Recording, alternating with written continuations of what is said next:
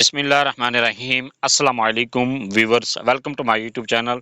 इस वीडियो में मैं आपको बताऊंगा कि आप पाक आर्मी में पीएमए लॉन्ग कोर्स 156 की रजिस्ट्रेशन किस तरह से कर सकते हैं। ये long course as a second in lieutenant के तौर पर अगर आप पाक आर्मी में ज्वाइन चाहते हैं तो उसके लिए ये रजिस्ट्रेशन का प्रोसेस है। इस वीडियो में स्टेप बाय स्टेप प्रोसेस मैं आपको करके दिखाऊंगा कि आप किस तरह से पीएमए 156 लॉन्ग कोर्स में खुद की रजिस्ट्रेशन कर सकते हैं। इसके लिए सबसे पहले आप अपने मोबाइल, लैपटॉप या कंप्यूटर से गूगल क्रोम को ओपन करें। गूगल क्रोम ओपन करने के बाद आपने सर्च करना है ज्वाइन पाक आर्मी। सर्च करने के बाद आपके सामने ये वेबसाइट ओपन होती है ज्वाइन पाक आर्मी। आप इस पर क्लिक करें। इस पर क्लिक करने के बाद यहाँ पर ये कहता है important announcements, online registration for PMA 156 long course is now open till 1 जून 2025। आप इस क्रॉस कर दें। क्रॉस करने के बाद आपके सामने इस तरह का ये शो होता है। यहाँ पर आप पीएमए 156 लॉन्ग कोर्स के लिए इस पर क्लिक कर दें। क्लिक करने के बाद यहाँ पर आप इसको ये बॉक्स है इसके पर क्लिक करें। इसके बाद है अप्लाई नाउ। आप अप्लाई नाउ के बटन पर क्लिक करें। इस पर क्लिक करने के बाद यहाँ पर आपको कहता है इंस्ट्रक्शंस फॉर इनिशियल रजिस्ट्रेशन। ये इंस्ट्रक्शंस दी गई हैं, आप इन इंस्ट्रक्शंस को रीड आउट करें। रीड आउट करने के बाद यहाँ पर क्रॉस के बटन पर क्लिक करें। इसके बाद कहता है पर्सनल इन्फॉर्मेशन। यहाँ पर आपने अपनी पर्सनल इन्फॉर्मेशन को एंटर करना है, बेसिक क्रेडेंशियल्स, और यहाँ पर ये कहता है कोर्स पीएमए 156 लॉन्ग कोर्स। इसके बाद ये कहता है ASRC please select your test centre carefully it as it can not be change once chosen. यहाँ पर आपने अपना टेस्ट सेंटर सेलेक्ट करना है। जो भी आपका करीब तरीन टेस्ट सेंटर है वो यहाँ पर आपने सेलेक्ट करना है। ये सेलेक्ट करने के लिए आप इस पर क्लिक करें। इस पर क्लिक करने के बाद ये आपके सामने टेस्ट सेंटर शो हो जाते हैं। जो आपके करीब तरीन टेस्ट सेंटर्स हैं वो यहाँ पर आप सेलेक्ट कर लें। सेलेक्ट करने के बाद नेक्स्ट है यहाँ पर ये कहता है फुल नेम। फुल नेम वाले खाने में आपने अपना नाम लिखना है, मुकम्मल नाम जो आपके शनाख्ती कार्ड पर लिखा गया। अगर आपका शनाख्ती कार्ड नहीं बना हुआ, आपका बेफाम है, तो आपने अपने नाम की स्पेलिंग वही लिखनी है जो आपके मैट्रिक के रिजल्ट कार्ड पर लिखी गई है। अपना नाम लिखने, मुकम्मल नाम लिखने के बाद नेक्स्ट ये कहते हैं डेट ऑफ बर्थ। यहाँ पर आप अपने डेट ऑफ बर्थ को सिलेक्ट करना है। डेट ऑफ बर्थ को सिलेक्ट करने के बाद नेक्स्ट है CNSE। यहाँ पर आप अपना शनाख्ती कार्ड नंबर लिखना है, या शनाख्ती कार्ड नंबर आपका नहीं बना हुआ तो फिर आप अपना बेफाम नंबर लिख दें। दोनों एक ही चीज़ होती हैं अगर आपका बेफाम और शनाख्ती कार्ड नंबर आपकी एक ही चीज़ है। इसके बाद यहाँ पर ये कहता है जेंडर। यहाँ पर आप अपने जेंडर को सिलेक्ट करना है। आप मेल हैं तो यहाँ पर आप सिर्फ मेल ही इसके लिए अप्लाई कर सकते हैं। और इसके बाद यहाँ पर ये कहता है मार्च स्टेटस। यहाँ पर आप अपने मार्च स्टेटस सेलेक्ट करना है, आप सिंगल हैं, मैरिड हैं। इसके बाद कहता है रिलीजन। यहाँ पर आप अपने रिलीजन सेलेक्ट करें, जो भी आपका रिलीजन है वो यहाँ पर सेलेक्ट करें। इसके बाद ये कहता है सेक्ट। यहाँ पर आपने अपने सेक्ट सेलेक्ट करना है, जो भी आपका सेक्ट है वो यहाँ पर आपने सेलेक्ट करना है। इसके बाद ये कहता है कॉन्टैक्ट नंबर। यहाँ पर आपने अपना मोबाइल नंबर लिखना है। ये मोबाइल नंबर लिखने के बाद नेक्स्ट है ईमेल। यहाँ पर आप अपनी जीमेल लिखनी है। जीमेल लिखने के बाद नेक्स्ट है ever applied for commission in arm forces, army, navy और एयरफोर्स। अगर आपने पहले भी आर्मी में या नेवी में या एयरफोर्स में एज ए कमीशन के तौर पर अप्लाई किया है तो यहाँ पर आप ये सिलेक्ट कर दें। यहाँ पर ये कहता है यस। अगर अप्लाई किया है तो यस पर क्लिक कर दें, अगर नहीं किया तो नो पर क्लिक कर दें। और इसके बाद यहाँ पर ये कहता है अगर इसके बाद यहाँ पर ये कहता है अपलोड इमेज। यहाँ पर आप अपने पिक्चर को अपलोड करना है। पिक्चर को अपलोड करने के बाद नेक्स्ट ये कहता है इज़ ग्रेजुएटेड। क्या आप ग्रेजुएटेड हैं, क्या आपकी ग्रेजुएशन कंप्लीट है। यहाँ पर अगर ग्रेजुएशन कंप्लीट है तो यहाँ पर आप इस पर क्लिक कर दें। क्लिक करने के बाद नेक्स्ट है एजुकेशन डिटेल। यहाँ पर आप अपने एजुकेशन की डिटेल इंटर करनी है।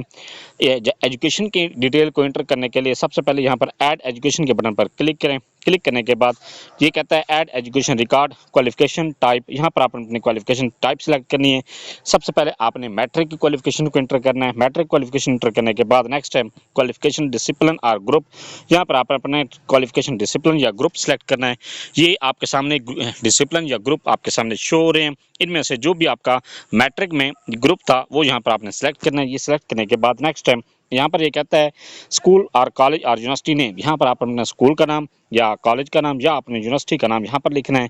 ये लिखने के बाद नेक्स्ट डिवीजन। यहाँ पर आप अपनी डिवीजन लिखनी है कि आपने जो मैट्रिक पास की है वो फर्स्ट डिवीजन के साथ पास की है, सेकंड के साथ पास की है या थर्ड के साथ पास की है।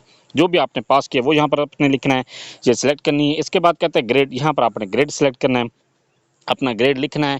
A ग्रेड है, B ग्रेड है, C ग्रेड है, जो भी आपका ग्रेड है, जिस ग्रेड के साथ आपने मैट्रिक पास की है वो यहाँ पर आपने लिखनी है। इसके बाद यहाँ पर कहता है परसेंटेज। आपने अपने मार्क्स से परसेंटेज यहाँ पर निकाल के वो यहाँ पर लिखनी है।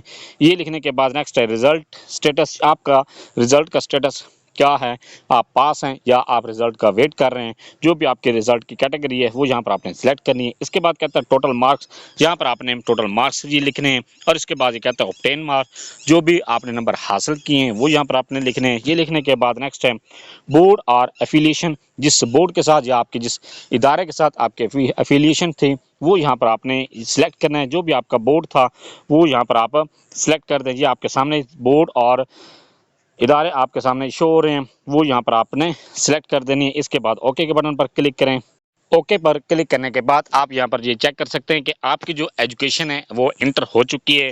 जो भी आपकी एजुकेशन आप इंटर कर रहे थे वो यहाँ पर आपने चेक कर सकते हैं। अगर आपको ये लगता है कि आपकी एजुकेशन गलत इंटर हो गई है तो आपके सामने ये डिलीट का ऑप्शन शो हो रहा है, आप इस पर क्लिक करें और आपकी जो आपने एजुकेशन की डिटेल इंटर की है उसको आप डिलीट कर दें। इसके बाद दोबारा आप अपनी क्वालिफिकेशन को इंटर कर दें।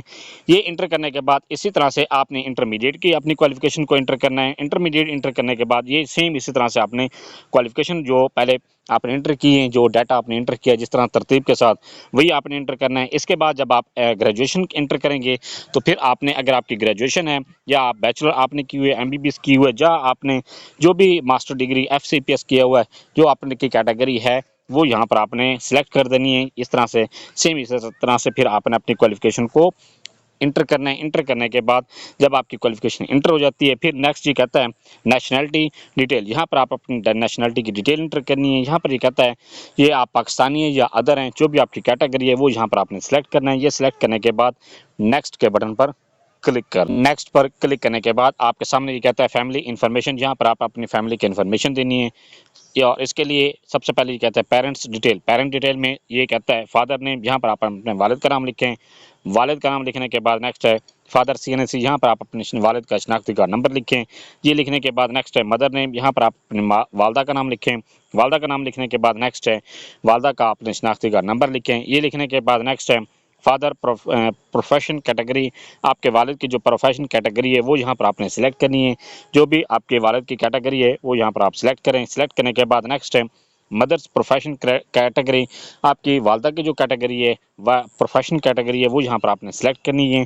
ये सिलेक्ट करने के बाद ये कहता है यहाँ पर आपने जो भी कैटेगरी है वो यहाँ पर आप सेलेक्ट करें। इसके बाद ये कहता है have you ever been admitted to any of Pakistan army और नेवी और एयरफोर्स, भी आपने पाकिस्तान आर्मी की या नेवी या एयरफोर्स के ट्रेनिंग अकेडमी में या इंस्टीट्यूट में आपने एडमिशन लिया है। क्या आपने एडमिशन लिया है? अगर लिया है तो यहाँ पर आपने जिस में भी आपने एडमिशन लिए उस वो यहाँ पर आपने सेलेक्ट करना है। अगर आपने एडमिशन नहीं लिया तो यहाँ पर नो के बटन पर क्लिक कर दें।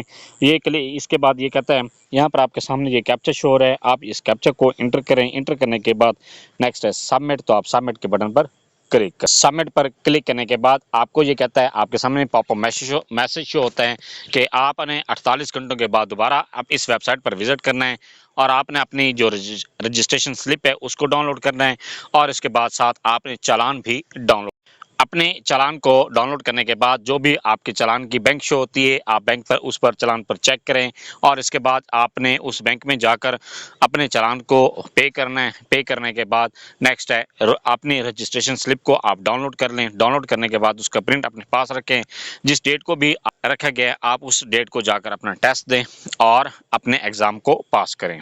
ये था सारा प्रोसेस कि आप किस तरह से पाक आर्मी में PMA लॉन्ग कोर्स में रजिस्ट्रेशन खुद की कर सकते हैं और या आप एज अ सेकंड लेफ्टिनेंट के तौर पर अपने रजिस्ट्रेशन कर सकते हैं। Thanks for watching. अगर वीडियो अच्छी लगी है चैनल को सब्सक्राइब कर दें, लाइक एंड शेयर कर